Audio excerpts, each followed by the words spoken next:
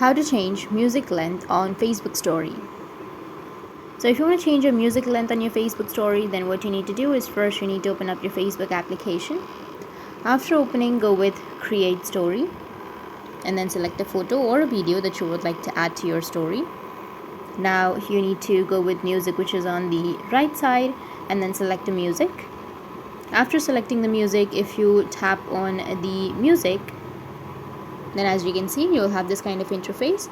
You can go and adjust the music length, like you can just simply drag from left to right in order to adjust the music lyrics, or you can just simply drag the corner of that music space, which will give you the seconds. So as you can see that if I drag, it says 3 seconds or 2 seconds or 5 seconds, and if I drag left, it says 15 seconds.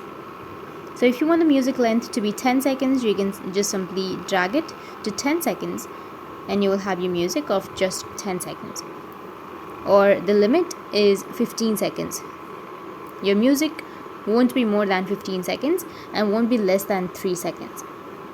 So in this way, you'll be able to change the music length on your Facebook story.